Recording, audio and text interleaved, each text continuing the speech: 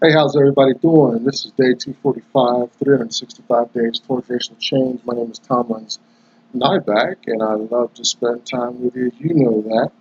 We're here to talk about black issues here in America, um, where black people are positioned in the world, in this space. We're reflecting on history, uh, data from economics, and a lot of other sources to see where black people should be in this land. Dr. Anderson, and I agree with him that a lot of other groups are doing quite well in America. It just seems to be black folks can't seem to keep, and hold a foothold, in a normative way. Commonly, that's a experience, of course, for white folks, but interestingly enough, other groups uh, that kind of land in America and just run right by us as though we were just standing still, like we were statues, just to decorate the American landscape. That's an interesting segue. Today we're going to talk about black skin itself, the coloring of the black skin, and a lot of things that go along with that. Um, Interesting. I'm concerned about the black mind. Black mind, I am back in school, crunching a lot of decent subjects, and some of the classes are self-paced. I don't dig that. I kind of like the instructor, but some of the classes with instructors are moving at a phenomenal speed. I'm just keeping up by the skin on my nails here. Uh, but it's not going to prevent me from finishing what I started. We made a commitment. I think I got my logistics in order, and we can be successful in this thing. It just calls for me to stay out overnight, 1 or 2 nights a week, and that looks like that's going to be the process going forward in to spring of next year. That falls under the idea of black mind. I was out last night. I was out on campus. It was one of my out nights, and a young black gentleman came up, asked me for some money. He said he just got out of jail and whatnot. And I didn't help him. Sometimes I help people, sometimes I don't. There's no right and wrong. There's no system to it. you know, Jesus didn't heal everybody. As he was going down the street, he left a lot of sick people behind. But point being, like he said, according to him, he just got out of jail. But what's he doing on the street? He just got out of jail. What, like, stay out of jail? There's elements of the street mentally that's jail. That's setting you up to go back to the building. But the jail as a lifestyle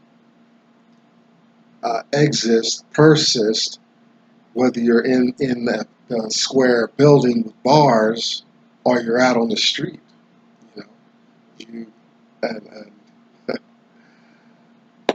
I wouldn't have been a teaching moment. Anyway, I'm not much like that to really call strangers on the carpet, and the idea didn't hit me until I was removed from him a space, and I was like, what are you doing? Like, but The idea is for this young black man, hopefully I'm wrong, but my opinion is that the jail, the mentality, everything that goes with it is going to persist on him in his life, maybe for a little while to come. Hopefully he'll get a hold of that lesson that'll turn him around. The black mind's trapped in that, conditioned for institutionalization, privation, poverty, incarceration. Don't know what his educational level would be, but what I'm going to put illiteracy in there because of my experience in the past, being with men in their 50s and 60s, just getting serious about learning how to read English. It's never too late. It can be done. But, you see a guy, there's a lot of failures, not just on him. That young man that I asked me for money last night, but, well, what about the peripheral influences? The penal system, caretakers, neighborhood, law enforcement, economics, for jobs. Jobs is not my first choice. Entrepreneurship, leadership. Let's get some of that going around here. The black mind is in trouble, in danger.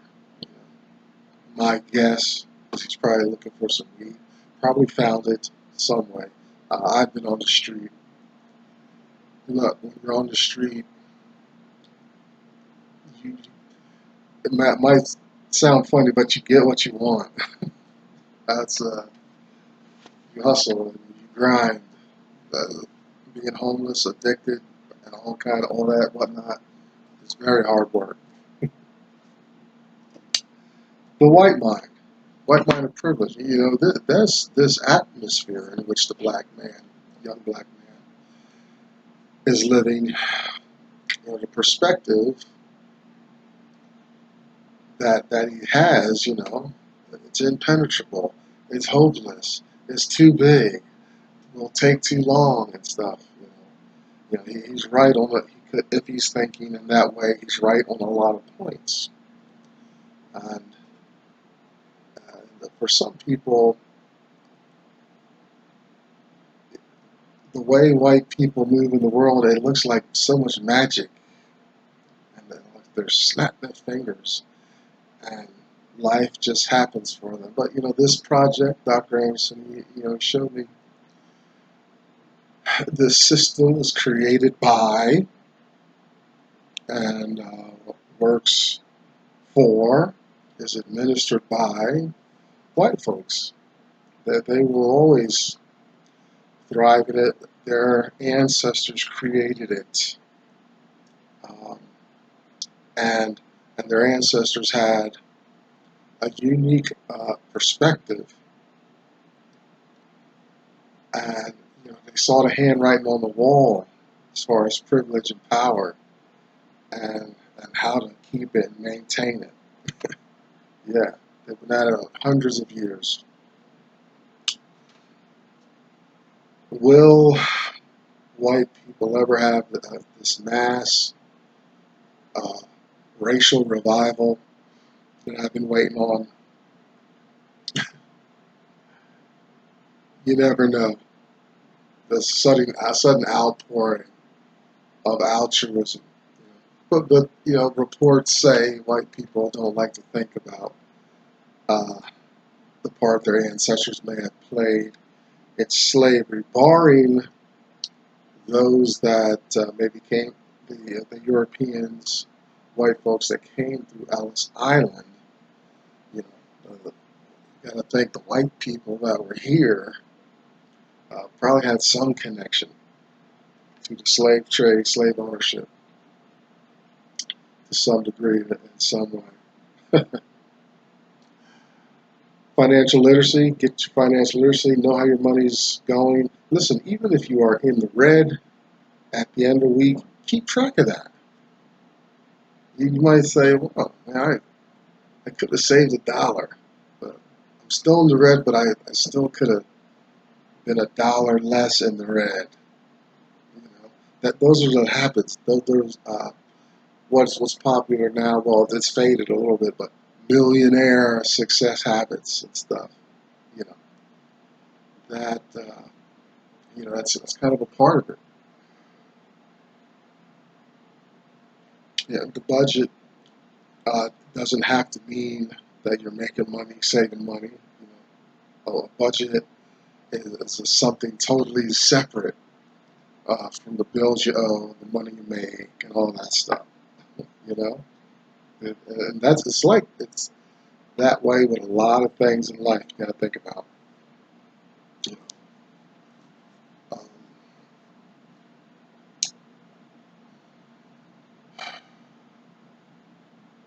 yeah, yeah.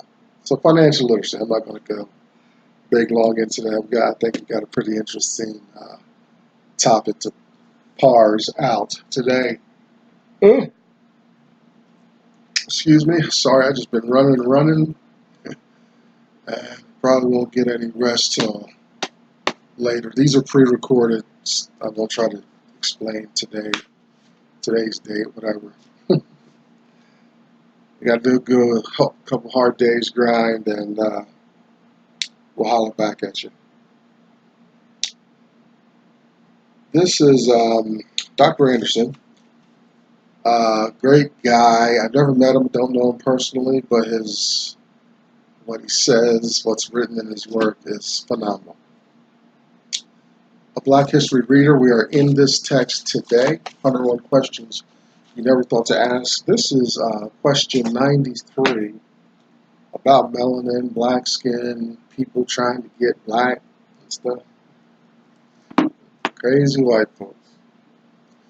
Black labor, white wealth, search for power and economic justice, and Dr. Anderson's national plan to empower Black America, Powernomics. You can find Dr. Anderson at powernomics.com, behind which you hashtag us too symbol. Get with Black women, get together and understand, find out how maybe to navigate some issues specific to you, especially Black women. Check out Black Enough, BLAGGENUF. Kind of a Black Facebook experience. If you can't find your flavor here on the World Wide Web, do what I did, start your own. Get your friends' emails and just start. They ain't gonna read. I think I got a handful of subscribers. I know one does their best to watch the videos. One reads the daily post, at least because they have data issues. You don't want to burn up your data. Yeah. The rest probably don't read it. You know, sometimes I'll get emails or calls asking me to take them off the list. Not a problem.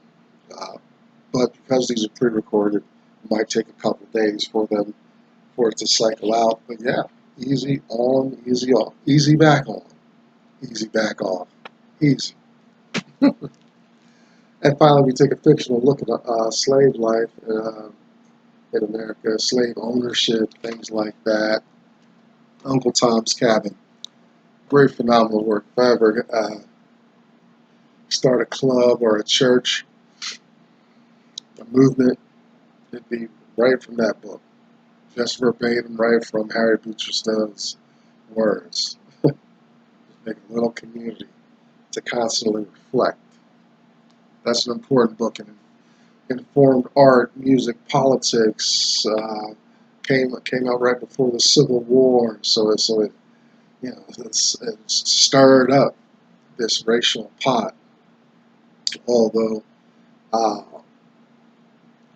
freeing the slaves on moral grounds was not the motivation for the Civil War. Question 93 today.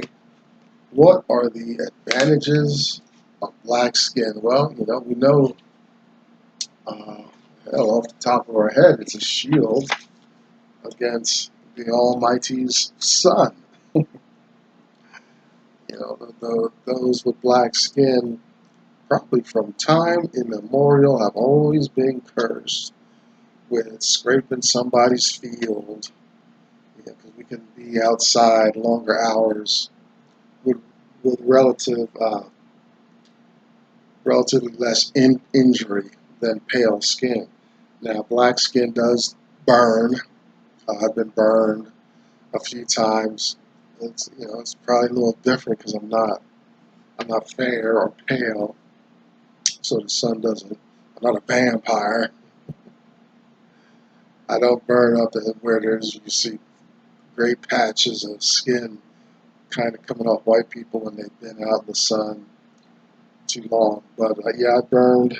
And, yeah, there's some skin dyes and stuff like that. I used to be a blueberry picker, and so I know what it is to be all day in the direct sun, you know, just beating on you, melting you, burning you up. But the melanin in our skin is a deterrent, protector to us. Conversely, white people have less. Now, this color line, this justification to enslave, abuse, terrorize along color lines, that's so ludicrous. It's just a degree of ingredient in the skin. It's not deterred. It doesn't determine moral values, spiritual leanings. Whether how much you love or hate family, things like that. It's just melanin, right? So, what are the advantages? I'd say many, in many ways. I'm going to get to my notes in a moment, but I just had this thought. We are the people bearing so much. You know what I mean? It strengthens us because we've not been wiped out. But our hard work is an indictment against those who would not acknowledge us and who work to keep black people at a disadvantage. Shame on you.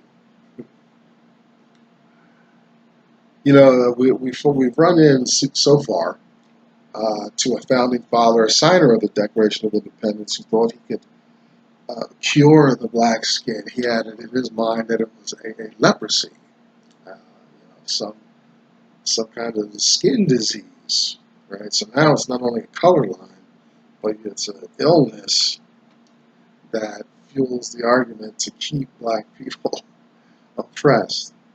It's leprosy. Yeah, I think now the black skin anthropologists.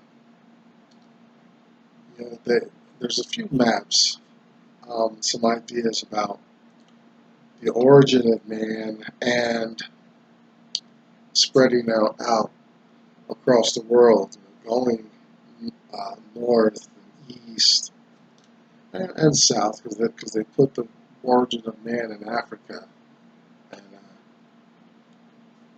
And you're not going to find a whole lot of white guys in Africa shortly after prehistoric times.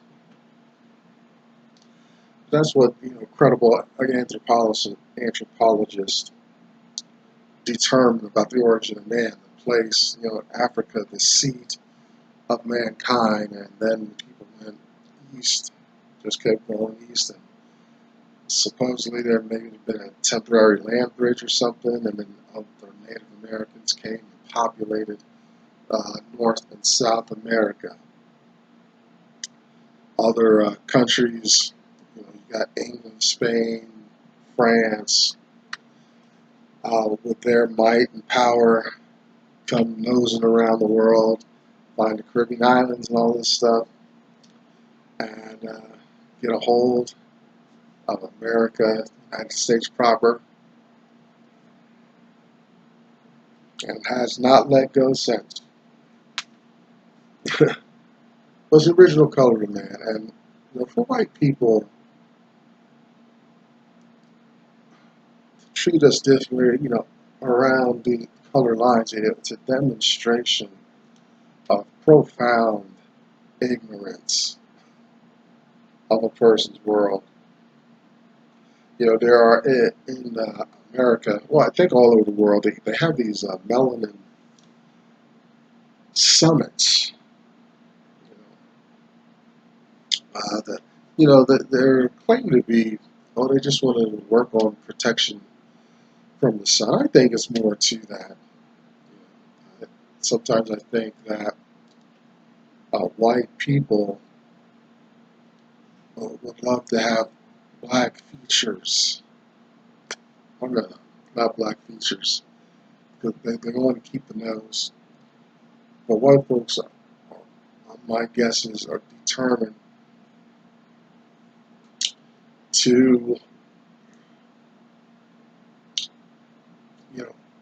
darken themselves. I don't get it. I don't. Why would you want to be the color of what you inflict so much hate, discrimination, marginalization against? Can you answer that question? Don't just open up a box or show me somewhere. I want to hear out of your mouth, why are you trying to be black? Or no, get black. Big difference. You want to be darker and all that. Well, why are you not satisfied with the burden that the universe puts you under?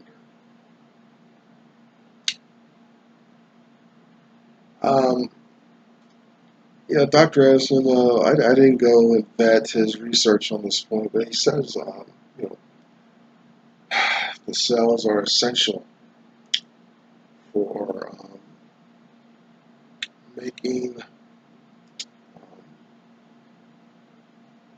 melanin cells are essentially equal than humans. Sorry, I lost my thought there for a second. It's the degree to which the cells make melanin that determines the darkness. That's a pretty significant statement. Maybe we are all the same color after all, based on that statement there. It's just I have melanin cells on steroids, just pumping out, or however that works. It's kind of a tattoo right here. White people have the same, relatively same numbers. The text is saying, everybody's got everybody. Chinese, Africans, Europeans, South Americans, Australians, New Zealanders, all got the same, essentially the same number of melanin cells. It's just the degree to which they're producing. That's kind of the key. And I've actually heard some stuff. Guys wanting to hire people, finding ways to extract melanin and selling it. It's crazy. It's crazy. But the world's already on the edge.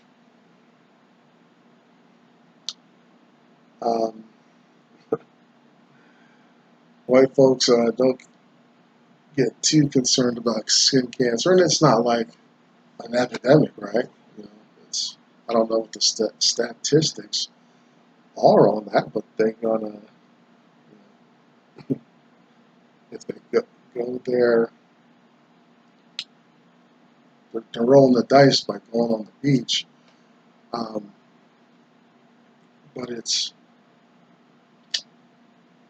what's interesting is just droves and droves of white people out there. Now, so there's no epidemic of people coming off the beach with cancer. It's just a risk you take.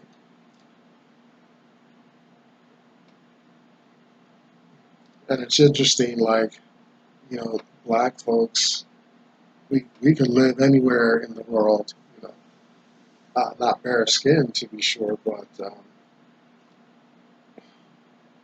we don't need a whole lot. We don't need to make a whole lot of adjustments to live in northern parts of the world, in the United Kingdom, Iceland, places like that. And finally, Dr. Anderson, stuff I always hear, melanin is being used to code circuits and space flight, and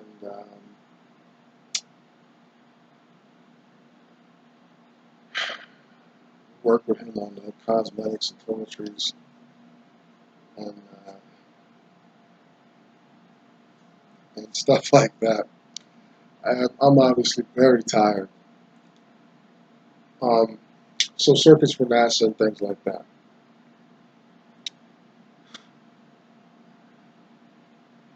Think about this thing with melanin, though, with your white friends and all that, and think about how the only difference is the production of this melanin that darkens the skin. Slow that down or something, maybe you will get white people. Is that what Michael Jackson did? He was very light when he left us.